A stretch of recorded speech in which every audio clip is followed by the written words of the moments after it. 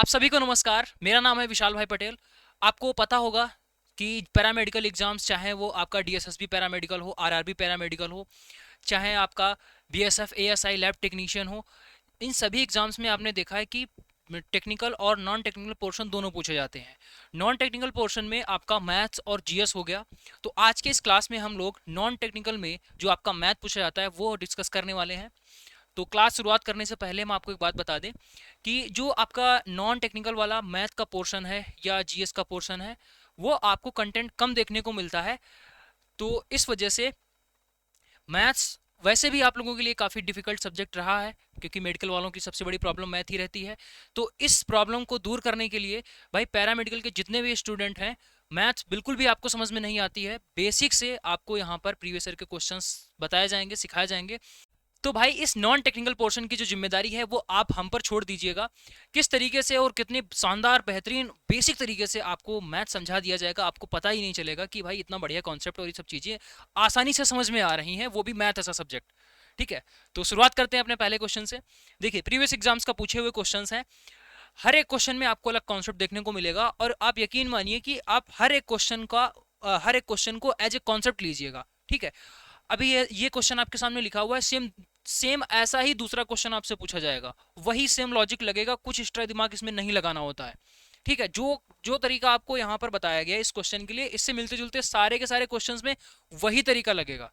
ठीक है, तो प्रॉपर आप एक क्वेश्चन के साथ में उसका सोल्यूशन भी लिख लीजिएगा और उसको रिवाइज करते रहिएगा। बस यही एक तरीके से आप हम ये बोलेंगे कि सीधा आप कॉन्सेप्ट्स को रट लीजिएगा। ठीक है, बहुत ज़्यादा आपको यहाँ पर आईआईटी जेई और एसएससी जैसे एग्जाम्स को नहीं देना है। तो इस वजह से हर एक क्वेश्चन अपने आप में एक कॉन्सेप्ट लेकर आता है, बस उस कॉन्सेप्ट को सीख लीजिए और दूसरा क्वेश्चन आपको उससे मिलता जुलता आएगा तो आपको वही कॉन्सेप्ट लगाना है, सीधी सी बात है। देखिए, यहाँ पर दे रखा है निम्नलिखित में से कौन सी संख्या 18 से विभाजित नहीं है। कौन सी संख्या 18 से विभाजित नहीं है? ठीक है, एक बेसिक तरीका आपके पास में हो गया। बेसिक तरीका क्या हो गया जिससे बेसिक बेसिक में क्या होगा कि हम सारी की सारी संख्याओं को 18 से भाग करके चेक करेंगे। भाई 18 भाग 34, 34,056, ऐसे करते रहेंगे, चेक करेंगे। ठीक है, लेकिन हम आपको तरीका ऐसा बताते हैं कि आप 1 सेकंड में इसका आंसर निकाल सकते हो। 1 सेकंड में आंसर निकलेगा, बिल्कुल 1 सेकंड में। देखिए, आप सिर्फ इतनी सी बात समझिए कि कोई भी संख्या अगर 18 से कट रही है, विभाजित का मतलब है कट रही है। सबसे पहले आप देखेंगे 18 है क्या, बेसिकली 9 गुणा 2 है। 18 को आप क्या लिख सकते हो, 9 गुणा 2 लिख सकते हो। यानी अगर संख्या 18 से कट रही है तो इसका मतलब है कि ये संख्या 9 से भी कटेगी और इसका मतलब है कि ये 2 से भी कटेगी। यानी हर एक संख्या जो 9 से भी कट रही है, 2 से भी कट रही है, वो डेफिनेटली 18 से कटेगी। ठीक, अब आपको डिविजिबिलिटी रूल सारे के सारे पता होने चाहिए, कौन संख्या किससे कट रही है, उसके लिए कुछ रूल बनाए गए हैं, विभाज्यता के कुछ नियम बनाए गए हैं। तो अगर हम पहले नियम की बात करें, जो जो कि बोलता है कि कोई भी संख्या अगर 2 से कट रही है, अगर कोई संख्या आपको चेक करनी हो, चाहे 10 डिजिट की हो, 50 डिजिट की हो, चाहे 3 डिजिट की हो, अगर किसी भी संख्या को चेक करना है कि वो संख्या 2 से कट रही है कि नहीं कट रही है, तो आपको क्या करना है, सिर्फ आखिरी अंक को 2 से भाग कर लेना है। अगर आखिरी अंक 2 से भाग हो जाता है तो वो संख्या 2 से कट रही है। अगर आखिरी अंक 2 से भाग नहीं हो पा रहा है तो वो संख्या नहीं कट रही है, चाहे संख्या कितनी भी बड़ी क्यों ना हो। हमने आपको क्या बता दिया कि अगर ये आपके सामने इतना लिखा हुआ है, ठीक है, अब आपसे पूछे 2 से कट रहा है कि नहीं कट रहा है, तो आप सिर्फ आखिरी अंक देखेंगे और उसको 2 से भाग करेंगे। तो आपने बोला आखिरी अंक 2 से भाग हो रहा है, इसका मतलब है ये पूरी की पूरी संख्या 2 से भाग हो जाएगी। समझ में आ गया? अगर हम फिर से आपको एक क्वेश्चन दें कि भाई ये यहाँ पर 23,241 लिखा हुआ है, क्या ये संख्या 2 से कट रही है, तो आपको पूरा भाग नहीं करना, आप सिर्फ लास्ट वाला अंक देखिए। इस लास्ट वाले अंक को, सिर्फ लास्ट वाले अंक को हम लोग भाग करेंगे किससे, 2 से। ठीक है, चलो ये संख्या लिखी हुई है, भाग करते हैं भाई इसको। लास्ट वाले अंक को अगर हम 2 से भाग करेंगे तो ये भाग नहीं जाएगा, इसका मतलब है कि ये पूरी संख्या 2 से नहीं कटेगी। इतना समझ में अगर आपको आ गया तो समझो क्वेश्चन सॉल्व हो गया। ठीक है, अब देखिए, ये संख्या 2 से कटेगी तो आपने कहा हम 6 को 2 से भाग करेंगे, 6 कट रहा है, इसका मतलब है ये संख्या 2 से कट जाएगी। क्या ये संख्या 2 से कटेगी, तो आपने कहा 6 है, इसको 2 से भाग करेंगे तो ये 2 से कट जाएगी, तो भाई ये भी 2 से कट गई। अब आप यहां पर देखो, ये 3 लिखा हुआ है, क्या ये 3 जो है वो 2 से कट जाएगा, तो आपने कहा भाई 2 के पहाड़े में कभी भी 3 तो आता नहीं, इसका मतलब है ये संख्या नहीं कटेगी। और ये नहीं कटेगी, इसका मतलब है कि अगर ये 2 से नहीं कट रही है तो 18 से भी नहीं कटेगी। सोल्यूशन आपने देख लिया ना, सिर्फ और सिर्फ आपका 1 या 2 सेकंड लगेगा और आंसर निकल कर आ जाएगा। बस थोड़े से कॉन्सेप्ट आपको पता होनी चाहिए। हमने डिविजिबिलिटी रूल ऑफ 2 आपको बताया, ठीक है, उसको आप नोट कर लेंगे। ठीक है, नेक्स्ट क्वेश्चन पर बढ़ते हैं आगे। बाकी एक तो तरीका है ही कि आप सभी को 18 से भाग करें, वैसे नहीं करना है, टाइम आपको भी देखना है। अगला क्वेश्चन आपका क्या दे रखा है, एवरेज आपको यहाँ पर औसत बताना है। तो औसत के लिए आपको फॉर्मूला पता होगा, अगर किसी भी संख्या का आपको एवरेज निकालना होता है, औसत निकालना होता है, तो राशियों का योग यानी सभी को जोड़ना होता है, सम करना होता है योग, ठीक है, जिसको बोलेंगे सम। और कितने यहाँ पर डाटा है, कितना डेटा है उसकी काउंटिंग करेंगे। कितना है, 1 2 3 4 5 6 संख्याएं हैं, सॉरी 5 संख्याएं हैं यहाँ पर, ठीक है 5। तो यहाँ पर हम लोग बटे में क्या लिखेंगे, काउंटिंग, काउंटिंग, ठीक है। ऊपर क्या लिखेंगे, सम लिखेंगे, और अपान में क्या लिखेंगे, काउंटिंग। यही आपका क्या होता है, एवरेज होता है, यही आपका एवरेज हो जाता है, ठीक है। तो योग निकालेंगे, कितना हो जाएगा भाई, सभी को जोड़ना होगा। तो 8 5 13 और 4 17, 5 22, ठीक है। और ये आपका 2 हो गया, 9 2 11 और 4 15, 4 19 और 1 20, 20 9 29, 2 हो गया, 2 2 4, 1 5, 2 7 और 6 13, 13। कितने हैं यहाँ पर भाई, 5 संख्याएं हैं, ठीक है। तो इसको 5 से भाग कर देंगे, 5 से भाग करेंगे, तो 5 से भाग करोगे तो आपके पास में कितना आ जाएगा, 5 दूना 10, 5 सते 35, ठीक है। 4 बच गया, 5 उठे 40, 5 चौके 20, 278.5, 278.4। तो डी वाला जो ऑप्शन है वो आपका करेक्ट हो गया। आसान सा क्वेश्चन है, चलिए आगे बढ़ते हैं। अगला क्वेश्चन क्या दे रखा है, अगला दे रखा है टी है, वी है और आर है। इसके वेतन में 7:6:12, इसका जो वेतन है वो उन तीनों में 7 6 और 12 का रेशियो दे रखा है। यदि आर को वी से 3600 रुपए अधिक मिलते हैं, ये जो आर है इसको अधिक मिलता है किससे, वी से, कितना अधिक मिलता है, 3600, ठीक है। तो आपको बताना है टी का वेतन क्या होगा। आपको बिल्कुल भी एक्स नहीं मानना, बिल्कुल भी बेसिक से नहीं करना, सीधा आपका आंसर निकलेगा। थोड़ा सा आप ध्यान दीजिएगा, इसने बोला है आर को वी से 3600 रुपए अधिक मिलते हैं, लेकिन मेरे भाई अगर आप थोड़ा सा यहाँ पर ध्यान दोगे, थोड़ा सा अगर आप यहाँ पर ध्यान दे पा रहे हो तो आपको एक चीज दिखेगी। वो क्या दिखेगा, पहले ये टी लिखा हुआ है, ठीक है, और ये आपके पास में वी लिखा हुआ है, फिर ये आर लिखा हुआ है, ठीक। तो टी की जो इनकम है वो 7 हो गई, वी की इनकम 6 हो गई, आर की इनकम कितनी हो गई, 12। और यहाँ पर आर और वी का कंपेयर दे रखा है, तो जब आप आर और वी का कंपेयर देखोगे तो आपको यहाँ पर दिखेगा इसकी 6 इनकम है, इसकी 12 है, तो कितनी ज्यादा है। आपने कहा भाई 6 ज्यादा है, भाई एक बंदे की इनकम जो है वो 6 रुपया है, एक की 12 रुपया है, तो आपने कहा कितनी ज्यादा है, तो आप यहाँ से देख सकते हो कि ये 6 ज्यादा है। और ये रेशियो में दे रखा है, इसका मतलब है ये यूनिट होता है, यानी ये 6 यूनिट दे रखा है। यहां पर तो वो बोल रहा है कि 6 यूनिट ज्यादा है, और यहां पर रुपए में उसने बोला है कि 3600 ज्यादा है। दोनों सेम ही बात है, एक यूनिट में बोल रहा है और एक रुपए में बोल रहा है। तो 6 यूनिट बराबर कितना हो गया, 3600 रुपया, ठीक है। तो एक यूनिट बराबर कितना हो जाएगा भाई, बटे में कर लेंगे, तो 3600 बटे 6 करोगे तो कितना हो जाएगा, 600 रुपया। तो एक यूनिट की वैल्यू आ गई, और जैसे ही एक यूनिट की वैल्यू आ जाए आप सारी चीजें निकाल सकते हो। सारी चीजें क्या क्या निकाल सकते हो, इसने पूछा टी का वेतन बताइए, तो भाई टी का वेतन कितना था, 7 रुपया। टी का वेतन कितना था, 7 रुपया। अगर एक यूनिट की वैल्यू 600 रुपया है तो क्या 7 यूनिट की वैल्यू नहीं निकाल सकते हो, बिल्कुल। 600 गुणा 7 कितना हो जाएगा भाई, 4200। कितना हो गया, 4200 रुपए। ऑप्शन वाला जो डी है वो करेक्ट हो जाएगा। अब यहां पर आपसे और भी चीजें पूछ सकता है, ऐसी कोई दिक्कत नहीं है, आप सारी चीजें निकाल सकते हो। अगर उसने बोल दिया होता कि भाई हमें बताइए वी की जो इनकम है वो कितनी है, तो आपने कहा वी की जो इनकम है वो 6 यूनिट है, 6 यूनिट को हमें रुपए में कन्वर्ट करना है बेसिकली। तो 6 यूनिट को जब रुपए में कन्वर्ट करोगे तो कैसे कन्वर्ट करोगे, एक यूनिट बराबर 600, एक यूनिट बराबर 600, तो 6 यूनिट बराबर कितना, 600 गुणे 6 यानी 3600, 6 यूनिट बराबर कितना हो गया, 3600। तो ये किसकी इनकम आ जाएगी, ये आपके पास वी की इनकम आ जाएगी। इन फ्यूचर अगर आपसे पूछ दे, ऐसे ही अगर आर की इनकम आपसे पूछ दे, आर की इनकम अगर आपसे पूछे तो ये आप लोग हमें कमेंट करके बताइए कि अगर यहां पर आर की इनकम से पूछ दे तो कितनी होगी, ये आप लोग हमें नीचे कमेंट बॉक्स में बताइएगा। नेक्स्ट क्वेश्चन पर आते हैं। देखिए, देखने में क्वेश्चन आपको बड़ा लगेगा लेकिन उतना डिफिकल्ट नहीं होता है, ठीक है। देखिए क्या दे रखा है, 84,000 रुपया, इसको ए बी और सी के बीच में क्रमशः 4:3:5 के अनुपात में बांटा गया। एक फिक्स अमाउंट है, इसको 3 लोगों में एक फिक्स रेशियो में बांटा गया, 4:3:5, ठीक है। अब उसमें क्या बोला गया है, उनमें से प्रत्येक को 100 रुपया अगर कम मिलते, 100 रुपया अगर प्रत्येक को कम मिलते तो आपको बताना है बी और सी द्वारा जो बी और सी को क्या मिलता, ठीक है, उसका रेशियो आपको बताना है। अच्छा, इसमें बोला है उसने कि उसको 100 रुपए कम मिलते हैं, पहले हम जान लें कि एक्चुअल में कितने मिले थे। कम ज्यादा जो बाद में हुआ है उसको हम बाद में देखेंगे, पहले हम ये देख लेते हैं, सिर्फ पहली लाइन पर फोकस करो। सिर्फ आपको क्वेश्चन यहां तक पढ़ना है, यहां तक, ठीक है, कि 84,000 रुपए को आपको ए बी और सी में बांटना है 4:3:5 के अनुपात में। ठीक, चलो देखिए टोटल पैसा कितना है 84,000, और यहां पर आपने किस हिसाब से बांटा, ऐसे बांटा, यानी ए को मिल रहा है कितना रुपया, आपने बोला 4 रुपया, बी को कितना मिल रहा है, आपने बोला 3 रुपया, सी को कितना मिल रहा है 5 रुपया। टोटल रुपया तो इतना ही हुआ ना, कितना, 4 इसको मिला, 3 इसको मिला, 5 इसको मिला, 4 3 7 5 12, तो ये टोटल 12 रुपया ही तो हुआ। लेकिन ये रेशियो में है, इस वजह से इसको यूनिट बोलेंगे, यानी टोटल रुपया यहाँ 12 यूनिट है, 12 यूनिट। तो ये जो 12 यूनिट है, अब यही तो टोटल रुपया यहां पर दे रखा है रुपए में, भाई ये यूनिट में है और ये रुपए में, सेम चीज है। तो 12 यूनिट किसके बराबर हो जाएगा, 84,000 के बराबर, 84,000 के बराबर। तो एक यूनिट बराबर कितना हो गया, 7,000।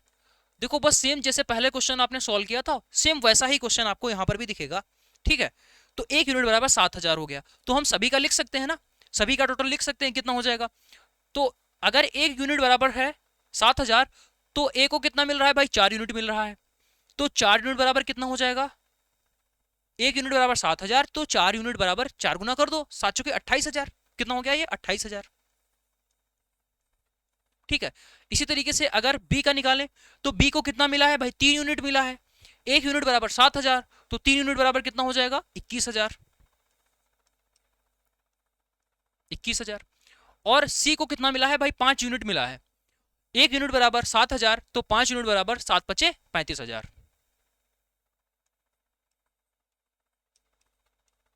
देखो 84,000 टोटल था, सभी को, पहले को 28,000 मिला, दूसरे को 21,000 रुपया मिला और तीसरे को 35,000 मिला, जोड़ दीजिए सभी को, 84,000 ही रहेगा।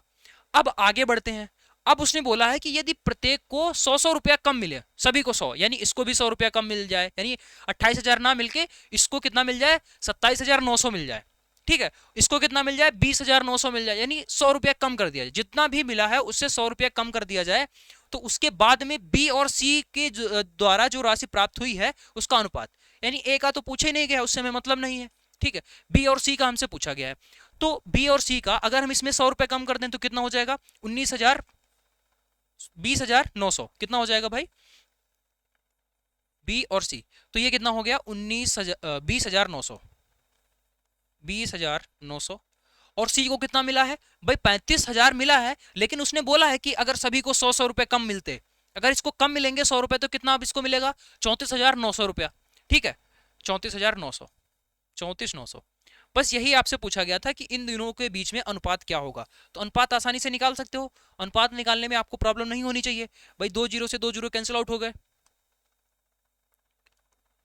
ठीक है, 2 जीरो से इधर कैंसिल आउट हो गया, अब ये 209 बच गया इधर, और अनुपात 349, ठीक है, 209 अनुपात 349। ऑप्शंस की बात करें तो बी वाला जो है वो आपका करेक्ट हो जाएगा, ठीक है, आसान था। पहले हमने बेसिक आपको बता दिया कि भाई इस तरीके से ये एबीसी में बटेगा, ठीक है, सेम ऐसा क्वेश्चन यहां पर जो आपका क्वेश्चन था उसी को थोड़ा सा एक्सटेंड कर दिया गया, ठीक है। अब ऐसा और पिछला जैसा जो क्वेश्चन था उससे रिलेटेड कभी भी क्वेश्चन आता है तो आपको इसी अप्रोच के साथ में जाना है, ठीक है, हर बार एक ही कॉन्सेप्ट लगेगा और कुछ इसमें एक्स्ट्रा करना ही नहीं होता है, ठीक है। चलो नेक्स्ट क्वेश्चन पर आते हैं। एक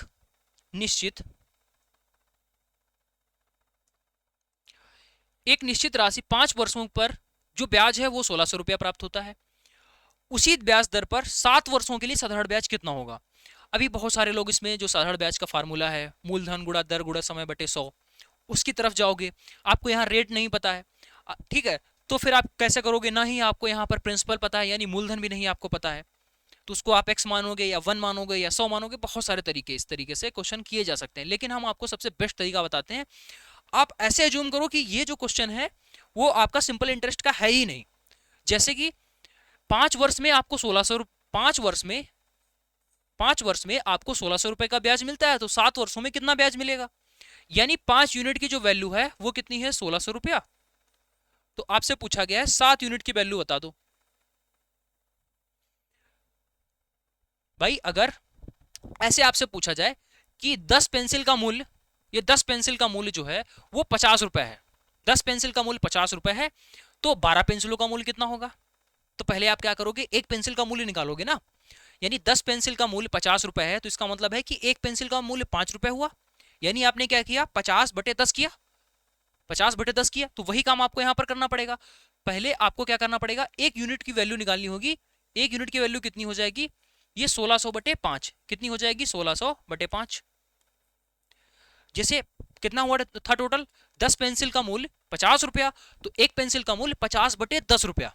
वैसे ही यहां पर 1600/5 रुपया एक यूनिट की वैल्यू आपको कितनी चाहिए, 7 वर्ष के लिए, यानी 7 यूनिट की वैल्यू आपको चाहिए। जब आप 7 यूनिट की वैल्यू यहां निकालोगे तो आपको यहां पर मल्टीप्लाई करनी होगी 1600/5 इंटू 7।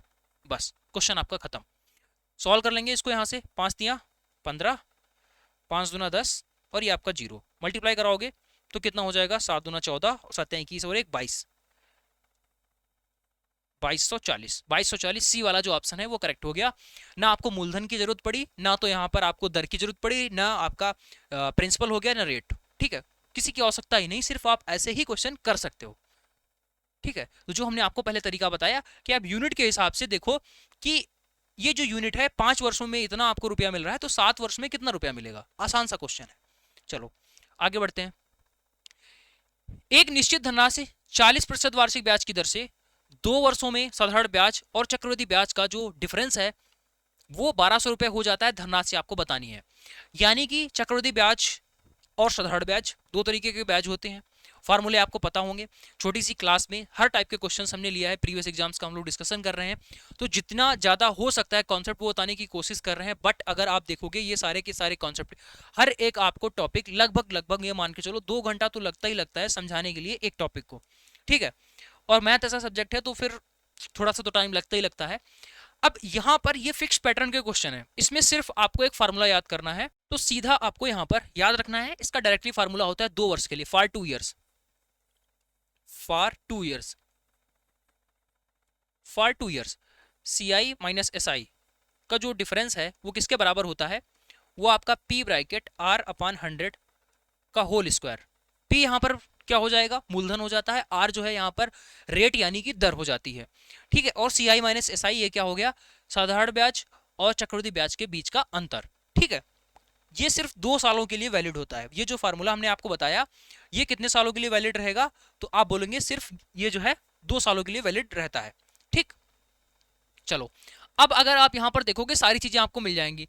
यहां पर ध्यान से देखिएगा, साधारण ब्याज और चक्रवृद्धि ब्याज के बीच का जो अंतर है वो 1200 रुपया है, यानी CI माइनस SI यही तो अंतर हो गया ना, यही तो पूरा अंतर हो गया। यानी इस पूरे की वैल्यू आपको दे रखी है 1200, इस पूरे की वैल्यू आपको 1200 दे रखी है, 1200 बराबर। ठीक है, उसके बाद आगे बढ़ते हैं। धनराशि पूछा गया है, यानी आपसे मूलधन पूछा गया है, P आपसे पूछा गया है, P पूछा गया है, तो P लिख लेंगे यहाँ पर। अब आपको चाहिए रेट, रेट यहाँ पर कितनी दे रखी है भाई, 40 दे रखी है, रेट कितनी दे रखी है 40, तो यहाँ पर कर लेंगे 40 अपान में 100 का होल स्क्वायर कर देंगे। 0 से 0 कैंसिल आउट हो गया, ये आपका 2 हो गया। ठीक है, इसको भी ऐसे रहने देंगे, इसको ऐसे ही रखो। ठीक है, कोई दिक्कत नहीं है। अब आप यहां पर देखेंगे P आपको निकालना है, तो ये 1200 हो गया, 10 है, 10 का स्क्वायर इधर आ जाएगा और अपान में आपका क्या हो जाएगा, 4 का स्क्वायर बराबर में P। ठीक है, सॉल्व कर लेंगे आप यहां पर, तो कितना हो गया, ये आपके पास में हो गया 300। ठीक है, इसको 4 से कट करोगे तो कितना हो जाएगा, 7 चुके 28, 7 चुके 28 और 5, यानी P बराबर कितना हो गया, 75 गुणे 10 का स्क्वायर यानी 7500। P बराबर कितना हो गया भाई, 7500 हो गया, 7500 रुपए। ऑप्शंस की बात करें तो बी वाला ऑप्शन करेक्ट हो गया, यानी सिंपल बेस्ड था आपका फार्मूला पर, फार्मूला पर बेस्ड क्वेश्चंस था। आपने जैसे कि बोला था फिक्स पैटर्न के क्वेश्चंस आते हैं, दोबारा से ऐसा क्वेश्चन आ जाए कि 2 साल दे रखा हो, 2 साल दे रखा हो और CI और SI के बीच का डिफरेंस दे रखा हो। ठीक है, इतना डेटा अगर दे रखा हो तो ये फार्मूला हमें हमेशा याद रखना है कि जो डिफरेंस होता है वो P/R/100 के होल स्क्वायर के बराबर होता है। ठीक, चलो नेक्स्ट। 21 लड़कों की जो औसत आयु है वो 27 वर्ष है। 14 वर्ष की आयु वाला एक लड़का समूह छोड़ देता है और एक नया लड़का समूह में शामिल होता है। यानी क्या था क्वेश्चन, 21 लड़के हैं अपने पास 21 लड़के हैं। ठीक, अब ऐसा हुआ कि इस 21 लड़के में से एक लड़का चला गया, एक लड़का चला जाता है 14 वर्ष वाला। ठीक है, 14 वर्ष वाला एक लड़का चला जाता है। अब आप देखिए उसकी जगह पर एक नया लड़का आता है, जिससे जो एवरेज है वो बढ़ जाता है। यानी इसकी जगह पर एक नया लड़का आता है, लड़का एक इसकी जगह पर नया आता है, जिससे कि एवरेज बढ़ जाता है 0.5 से। 0.5 से एवरेज बढ़ जाता है। देखो बेसिक अगर हम इसका देखें, इसका अगर बेसिक देखना चाहो तो बिल्कुल देख सकते हो, ऐसी कोई दिक्कत वाली बात नहीं है। अगर 21 लड़कों की जो एवरेज है वो 27 है, तो सीधा आप ये बोलेंगे कि 21 लड़कों की जो आयु का योगफल है वो 21 गुणा 27 हो जाएगा। ठीक है, 21 गुणा 27, सबसे पहले ये मल्टीप्लाई करवा देंगे। उसके बाद में देखा कि 14 वर्ष वाला बच्चा चला गया है तो माइनस का 14 कर देंगे। ठीक है, उसके बाद में एक नया पर्सन आता है, एक नया पर्सन आता है तो उसकी एज हमें नहीं पता है, जिसको हम लोग एक्स मान लेंगे। तो हमने क्या किया, इसको एक्स मान लिया। ठीक है, बराबर कर देंगे। बराबर किसके करेंगे, अब जो एवरेज है वो 0.5 से बढ़ जाता है। पहले एवरेज कितना था, 27 था, 0.5 से बढ़ जाएगा तो अब कितना हो जाएगा, 27.5 हो जाएगा। कितना हो गया, 27.5। अब बच्चे टोटल कितने हैं, बच्चे पहले भी जितने थे उतने अब भी हैं, 21 पहले थे तो अब भी 21 ही हैं। यानी बेसिक ये बनता है। और हम आपको बोलेंगे इसको सॉल्व करने से अच्छा ये है कि इस पर आप पहली बात तो ध्यान ही मत दीजिएगा। ठीक है, इस पर ध्यान ही मत दीजिएगा, ये बेसिक है, इससे आपको क्वेश्चन नहीं करना है। हम सीधा आपको तरीका बढ़िया बताते हैं कैसे क्वेश्चन करने हैं। ठीक, देखिए एवरेज का जो कॉन्सेप्ट है वो 1 घंटा मोस्टली लगता है आपको सारी चीजें समझाने का। 1 घंटे के बाद में आप ऐसे क्वेश्चंस को, हम सही बता रहे हैं, 10 सेकंड या 12 सेकंड में आप खत्म कर दोगे। ठीक है, 10 से 12 सेकंड में। यहां पर क्या हुआ है, 21 लड़के थे जिनका एवरेज 27 था। अब 14 साल वाला बच्चा चला गया। ठीक है, 14 साल वाला बच्चा चला गया। एक बात आप समझना, अगर 14 साल वाला बच्चा गया है, उसकी जगह पर 14 साल वाला ही बच्चा आ जाता तो एवरेज सेम रहता, यानी पहले जितना एवरेज था उतना ही रहता, ना बढ़ता ना घटता। लेकिन एवरेज हमारा बढ़ गया है। एवरेज बढ़ गया है इसका मतलब ये हुआ कि जो गया था वो 14 साल का था, लेकिन जो आया है वो 14 प्लस होगा, डेफिनेटली 14 प्लस होगा। यानी वो 14 से ज्यादा होगा तभी तो एवरेज उसने बढ़ाया। अगर सेम ही एज का होता, सेम ही एज का होता तो एवरेज नहीं बढ़ता। ठीक है, तो क्या हुआ है, 14 से तो बड़ा ही होगा, सारे के सारे ऑप्शन 14 से बड़े हैं। अब कितना बड़ा होगा ये हमें बताना है। देखिए कैसे ये पता करोगे। ठीक है, इसका मतलब है कि ये 14 साल से बड़ा होगा। ठीक है, 14 साल से बड़ा ही होगा। अब 14 से कितना बड़ा होगा तो आपको सिर्फ इतना देखना है, एवरेज कितना बढ़ गया है। एवरेज कितना बढ़ गया है, टोटल बच्चे कितने थे, 21 बच्चे थे, तो सीधा आपको ये मल्टीप्लाई करवा देनी है। यानी 21 गुणा 0.5 कितना हो गया, 21 पंचे 105, 10.5। ठीक है, इसका मतलब है कि ये 10.5 ज्यादा होगा। 14 साल से कितना ज्यादा होगा, 10.5 ज्यादा होगा। यानी आपको इसमें ये जोड़ देना है, कितना हो जाएगा, 24.5। 24.5, सी वाला ऑप्शन करेक्ट हो गया। अगर एवरेज में कोई चेंज नहीं आता तो 14 साल का बच्चा गया है तो नया जो आएगा वो भी 14 साल का ही होता। एवरेज बढ़ गया है इसका मतलब है कि 14 से बड़ा आया होगा। अगर एवरेज घट गया होता तो इसका मतलब हो जाता कि 14 साल से छोटा आया है। तो वही काम हम यहाँ पर जो जोड़ रहे थे वो काम हम अब घटाने में कर देते, ये चीज इसमें से घटा देते अगर इतना एवरेज घट गया होता। अब एवरेज बढ़ा है, ठीक है, तो इस वजह से हमें क्या करना पड़ेगा, ये मल्टीप्लाई करके इसमें ऐड कर देंगे, 24.5 इसका आंसर हो जाएगा। बाकी अगर आप इसको सॉल्व करोगे, इसको अगर आप सॉल्व करोगे तब भी आपके पास में सेम ही आंसर आएगा। यानी इतनी बड़ी कैलकुलेशन को आप इस तरीके से छोटा करके डायरेक्टली क्वेश्चंस को सॉल्व कर सकते हो। ठीक, चलो भाई नेक्स्ट। पी क्यू को एक पुस्तक 30 रुपए के लाभ पर बेचता है, 30 रुपए के लाभ पर बेचता है। सबसे पहले इतनी ही लैंग्वेज अगर आप समझोगे, पी दे रखा है और क्यू दे रखा है। पी जो है वो क्यू को 30% लाभ पर बेचता है। तो अगर ये 100 रुपए की चीज खरीद कर लाया था तो इसको 30% के लाभ पर यानी 130 रुपए में इसने बेचा होगा। भाई 30% निकालोगे इसका कितना आएगा, 30 रुपए आएगा। तो इसने 30 रुपए फायदा लिया, तो 100 रुपए की चीज पर 30 रुपए का फायदा लोगे तो 130 रुपए में बेचोगे डेफिनेटली।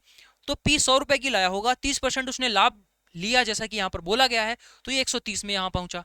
अब उसके बाद में दे रखा है क्यू जो है इसे आर को 40% के लाभ पर, यानी आगे आपको इसको 40% के लाभ पर बेचना है। किसको, आर को। तो अब आप देखिए 130 का 40% कितना हो जाता है, 130 का 40% कितना हो जाएगा। तो भाई आप बोलोगे 13×52 हो जाएगा।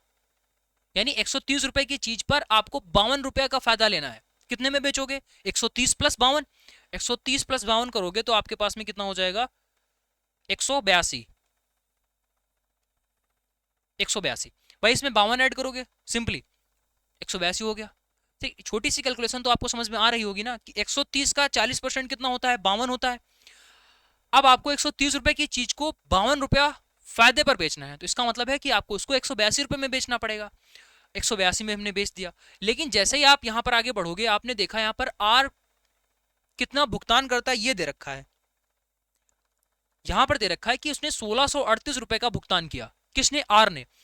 अब आपने निकाला है 182, लेकिन क्वेश्चन में कितना दे रखा है? क्वेश्चन में आपका गिवन है 1638। यानी ये जो आपने निकाला है ये डायरेक्टली इसके इक्वल में है। क्यों? क्योंकि यहां पर जो आपने 100 माना था वो एक्चुअल में 100 नहीं था, कुछ और था। तो कुछ और मान के जो आपने कैलकुलेशन की उस वजह से आपका 182 आया है, लेकिन यहां पर जो है वो 1638 था। यानी ये दोनों वैल्यूज इक्वल हो जाएंगी। तो आप देखो ये कितना, इसका कितने गुना है। ठीक है, ये आपका इसका कितने गुना है। तो आपने यहां पर देखा कि ये 9 गुना है। कितना गुना है? 9 गुना।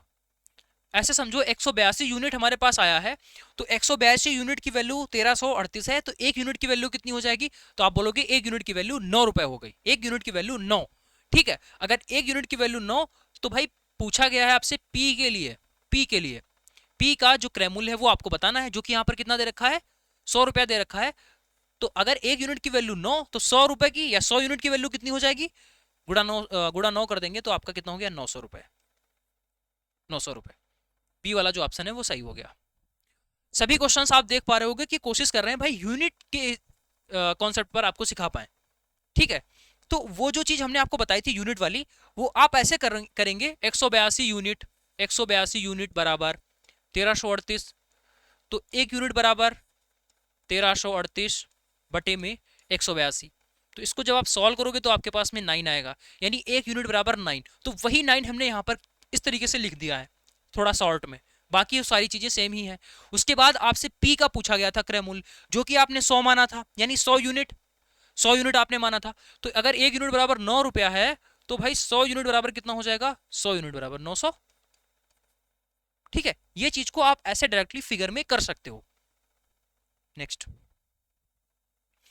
दो रेलगाड़ियां एक ही दिशा में 50 किलोमीटर पर आवर और 125 किलोमीटर पर आवर की स्पीड से चल रही हैं। ठीक है, धीमी गति में बैठे हुए एक व्यक्ति को पार करने में तेज रेलगाड़ी 24 सेकंड का समय लगाती है। तो तेज रेलगाड़ी की जो लंबाई है वो कितनी है? अब ये जो है वो आपका सापेक्ष गति, एक कॉन्सेप्ट होता है सापेक्ष गति। इस पर बेस्ड क्वेश्चंस फिजिक्स में भी होते हैं और मैथ्स में भी होते हैं। ठीक है, हो सकता है आपने फिजिक्स में ऐसे क्वेश्चंस पढ़ रखे हो। तो यहां पर सबसे पहले देखोगे दो रेलगाड़ियां हैं, वो एक ही दिशा में चल रही हैं। एक ही दिशा में, जब भी आप एक ही दिशा में चल रहे होते हो तो आपको किसी भी चीज को ओवरटेक करने में बहुत टाइम लगता है। अगर आप दो लोग सेम डायरेक्शन में चल रहे हो, इसका मतलब ये हुआ कि एक को दूसरे को क्रॉस करने में स्पीड काफी बढ़ानी पड़ेगी और टाइम भी काफी लगेगा, अगर बात हो रही हो कोई ट्रेन की या कार्स की। ठीक है, जितनी ज्यादा लंबी चीज होगी उसको क्रॉस करने में उतना ही टाइम लगेगा। और यहीं पर अगर विपरीत बात की जाए, दो रेलगाड़ी अगर आपस में इस तरीके से आमने सामने आ रही हैं, तो इसकी भी स्पीड और इसकी भी स्पीड बहुत तेज हो जाती है। अगर कोलिजन की बात करें तो यहाँ पर बहुत भयंकर कोलिजन भी होता है। ठीक है, तो इसका मतलब है कि अगर आमने सामने दोनों आएंगे तो क्रॉस बहुत जल्दी कर लेंगी। ठीक है, एकदम बहुत ही तेजी से, गोली के तरीके से। और यहीं पर अगर दो ट्रेन पैरेलल में चलें सीधे सेम ही डायरेक्शन में, तो उनको क्रॉस करने में काफी टाइम लगेगा। ये चीज हम आपको क्यों बता रहे हैं? क्योंकि जब भी ट्रेन सेम डायरेक्शन में चलेंगी तो उनकी स्पीड को जोड़ दिया जाता है, और जब भी ट्रेन जो है वो अपोजिट डायरेक्शन में चलती है, अपोजिट डायरेक्शन में जोड़ दिया जाता है और सेम में घटा दिया जाता है। अपोजिट में अगर दोनों चीजें आएंगी, ठीक है, तो आप देख पा रहे होगे कि कितनी तेजी से एक दूसरे को ओवरटेक कर जाएंगी। भाई एक इधर से आ रही 100 की स्पीड से, एक इधर से 100 की स्पीड से आ रही, तो पलक झपकते ही एक दूसरे को क्रॉस कर जाएंगी। यहीं पर अगर एक इधर से 100 में चल रही है, एक इधर से 100 में चल रही है, या 110 में चल रही है, तो ओवरटेक करने में काफी टाइम लगेगा। ठीक है, तो अपोजिट में प्लस हो जाएगा। अगर सेम डायरेक्शन होंगी तो जो दोनों की स्पीड है वो इफेक्टिव स्पीड, रिलेटिव स्पीड यहाँ पर बोला जाता है, वो कितनी हो जाती है, दोनों को घटाकर निकालेंगे। जैसे कि यहाँ पर क्या हुआ है, दोनों सेम डायरेक्शन में चल रही है, दो अलग अलग स्पीड है, तो इनकी जो इफेक्टिव स्पीड है ओवरऑल, ठीक है, या जिसको बोलते हैं रिलेटिव स्पीड, वो कितनी आती है, इन दोनों को घटाकर निकाला जाता है। ठीक है, डिफरेंस लेकर। तो यहाँ पर डिफरेंस लोगे तो ये कितना हो जाएगा, 125, यानी रिलेटिव स्पीड। सीधा आप ऐसे समझो कि दो स्पीड को एक स्पीड में कन्वर्ट कर रहे हैं। तो यहाँ पर 125 में से 50 घटा देंगे, तो सीधा हम लोग ये बोलेंगे कि यहाँ पर ये दो ट्रेन ना होकर एक ही ट्रेन है हमारे पास में, और वो एक ट्रेन कितनी स्पीड से चल रही है, इन दोनों का डिफरेंस 125 - 50, 75 किलोमीटर पर आवर की स्पीड से चल रही है। ठीक है। और आपसे पूछा गया है 24 सेकंड में एक व्यक्ति को पार करती है, 24 सेकंड में एक व्यक्ति को पार कर रही है। आपको यहाँ पर इसकी जो लंबाई है वो बतानी है। सीधा एक फार्मूला याद रखेंगे, समय बराबर क्या होता है, दूरी यानी डिस्टेंस बटे स्पीड यानी कि चाल। ये फार्मूला याद रखना है। देखो ट्रेन कितने समय में पार करती है आपको दिख रहा होगा, ठीक है। ट्रेन की स्पीड क्या है आपको यहाँ पर ये भी दिख रहा होगा, लेकिन यहाँ पर डी आ रहा है डिस्टेंस, दूरी। व्हाट इज दूरी? तो जब भी ट्रेन का केस होता है तो जो आपके पास में दूरी होती है वो एक्चुअल में क्या हो जाती है, ट्रेन की लंबाई के बराबर हो जाती है। यानी जहां पर दूरी की बात कर रहा है वो एक्चुअल में ट्रेन की लंबाई, लेंथ ऑफ ट्रेन की बात कर रहा होता है। अब तीनों चीजें आपको फार्मूला में पता होंगी, तीनों चीजें अगर आपको फार्मूला में पता होंगी तो आप आसानी से चीजें कर सकते हो। लेकिन उसके अलावा भी एक छोटा सा ट्विस्ट है। ट्विस्ट ये है कि आप यहां पर देख पा रहे होगे कि किलोमीटर पर आवर में दे रखा है और ये जो है सेकंड में दे रखा है। जब भी आप फिजिक्स पढ़ते हो ये चीज तो आपको पता ही होगी कि यूनिट हमेशा सेम होनी चाहिए। यानी ये किलोमीटर पर आवर है, आपको मीटर पर सेकंड में बनाना पड़ेगा। अब बहुत सारे लोगों को ये भी कंफ्यूजन होता है, भाई 5/18 से गुणा करें कि 18/5 से गुणा करें, तो उसका भी तरीका देख लो। देखो आपको पता है कि मीटर बड़ा है कि किलोमीटर बड़ा है, मीटर बड़ा किलोमीटर बड़ा, तो आप बोलोगे भाई किलोमीटर बड़ा है, ठीक। अब 5/18 बड़ा है कि 18/5 बड़ा है, तो इसमें भी आपको पता होना चाहिए कि 18/5 बड़ा है, 18/5 बड़ी संख्या है, यानी किलोमीटर बड़ा है और 18/5 संख्या बड़ी है। इतना आपको पता है, ठीक। अब समझिए किलोमीटर पर आवर आपका दे रखा है और आपको किस में जाना है, मीटर पर सेकंड में जाना है। अभी हमने जस्ट आपको बताया कि मीटर छोटा होता है, मीटर क्या होता है, छोटा होता है। तो इसका मतलब है कि आपको छोटी संख्या से गुणा करानी पड़ेगी। किससे? छोटी संख्या से गुणा करनी पड़ेगी जब आप किलोमीटर पर आवर से मीटर पर आवर में जाओगे। यानी छोटे में जा रहे हो तो छोटे से गुणा कराओ।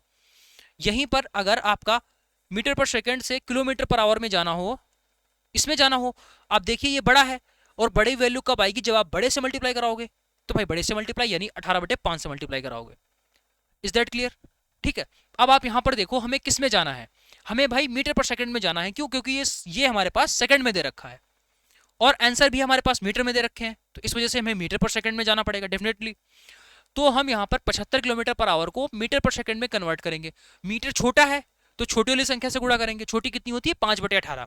तो यहाँ पर 75 गुणा 5/18 से मल्टीप्लाई कर देंगे। यानी कि अब ये स्पीड जो हमारे पास आ गई, ये मीटर पर सेकंड में स्पीड आ गई, इसको हम लोग यहाँ पर रख देंगे और हमारे पास आंसर आ जाएगा। ठीक है, देखिए इस फार्मूले को हम ऐसे भी तो लिख सकते हैं सीधा, जो डिस्टेंस बराबर है, डिस्टेंस बराबर टाइम इनटू स्पीड। भाई सीधा ये भी तो लिख सकते हो। तो अब चीजें थोड़ी आसान हो जाएंगी कि ये 24 था और जो आपके पास में स्पीड है वो 75 गुणा 5 गुणा, ठीक है ये है। अब इसको हम कट कर लेंगे। देखिए 3 × 24, 3 × 18, 2 × 8, 2 × 6 और ये आपका कितना हो जाएगा? 25 × 75। ठीक है, 25 × 100 पंचे 500। बी वाला जो ऑप्शन है वो आपका करेक्ट हो गया। अगर आप सिर्फ सोल्यूशन की बात कर रहे हो ना, तो सिर्फ हमने क्या इसमें सोल्यूशन दिया है आपको, सिर्फ ये कैलकुलेशन हो गई और ये कैलकुलेशन। क्या इसके अलावा आपको कुछ और देखने को मिला? लेकिन हाँ भाई कॉन्सेप्ट तो आपको पता होने चाहिए। ठीक है, अब ऐसा क्वेश्चन दोबारा से आ जाए तो आपको गलती नहीं करनी है।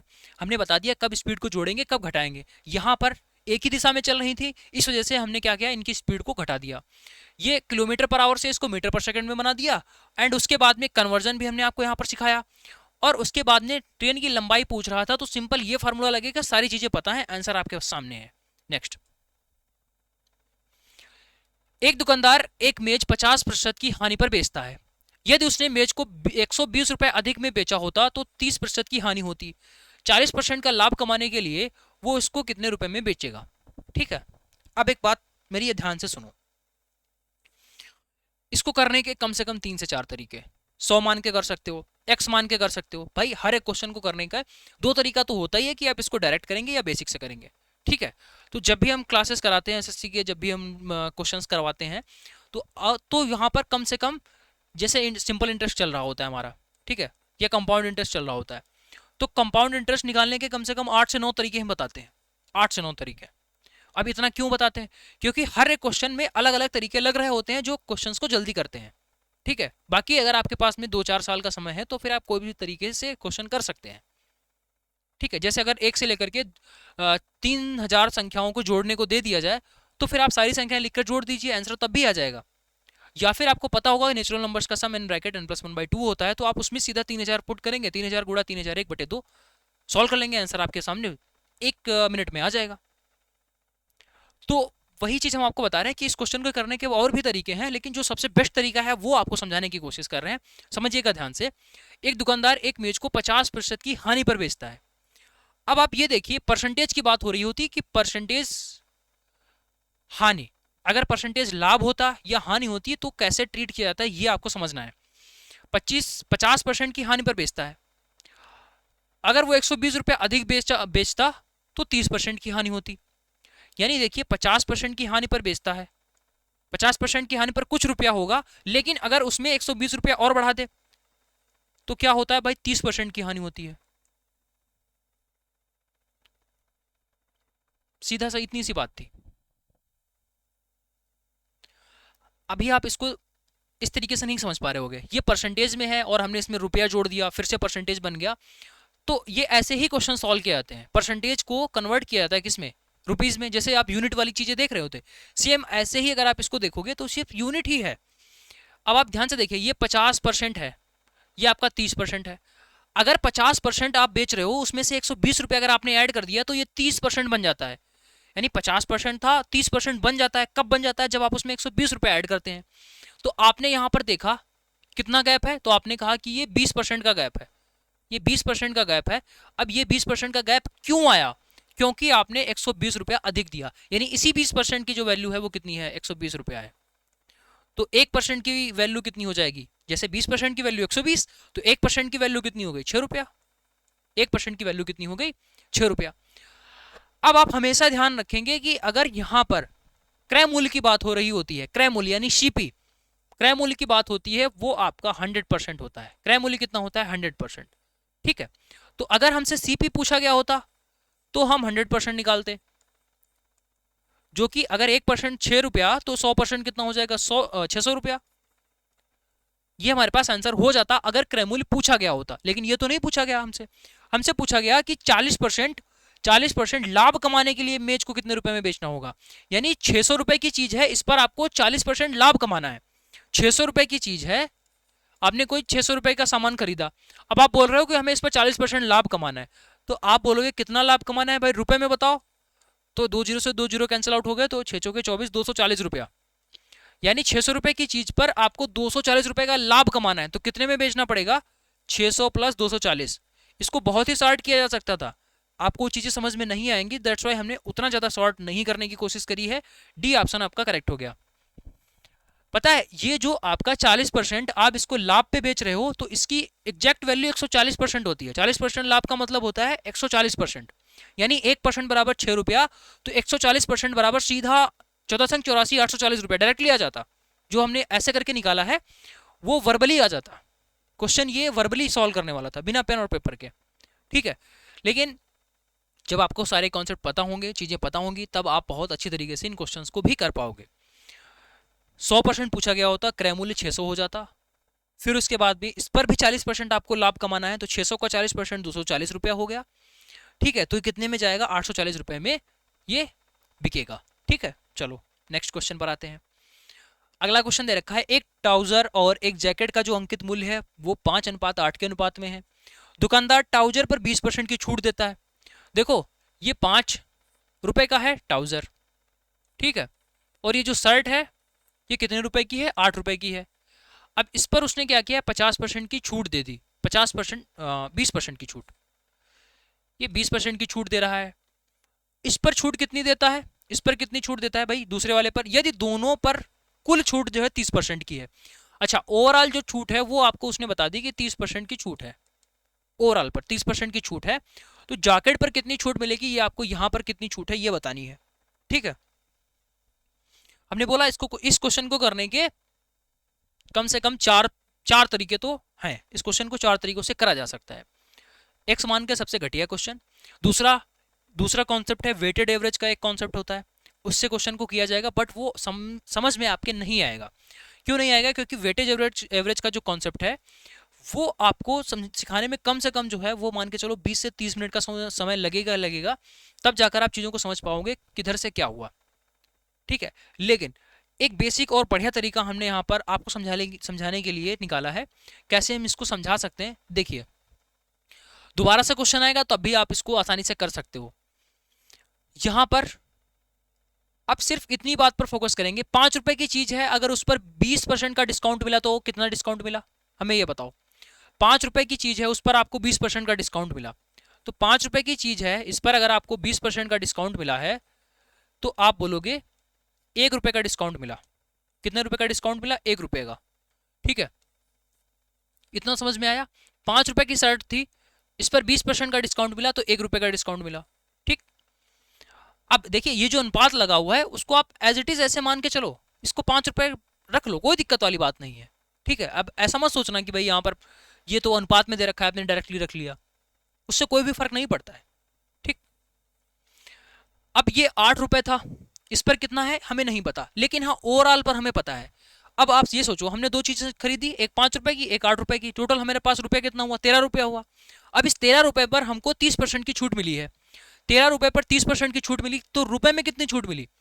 13 का 30%, 13 का 30%, तो ये कितना हो जाएगा? 13 तिया 39, 3.9 रुपया, 3.9 रुपए, ठीक। यानी ये जो हमारे पास छूट मिली है, पूरी छूट 3.9 रुपया मिली है। अब आपको समझ में आ गया होगा। देखो, कुल मिलाकर छूट जो है वो हमको 3.9 रुपए मिली, कुछ भी सामान हम खरीद रहे थे तो 3.9 रुपए की हमें छूट मिल गई। हमने देखा कि एक प्रोडक्ट पर हमको 1 रुपए की छूट मिली है, तो दूसरे प्रोडक्ट पर कितनी छूट मिली होगी? भाई आसान हो गया ना कि ये 2.9 रुपया मिली होगी। कितनी छूट मिली होगी? 2.9 रुपए। तभी तो ये 1 रुपए यहां से छूट मिली, 2.9 रुपए यहां से मिली, तभी तो पूरी की पूरी छूट 3.9 रुपए बनेगी भाई, तभी तो पूरी छूट 3.9 रुपए बनेगी। क्या हमसे ये पूछा गया था? नहीं, हमसे पूछा गया था प्रतिशत में छूट बताइए।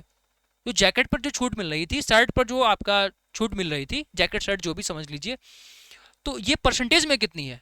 परसेंटेज कैसे निकाला जाता है? परसेंटेज कैसे निकालते हैं? आपने देखा 2.9 रुपए मिला है, 2.9 रुपए की आपको छूट मिली है, कितने पर? 8 पर।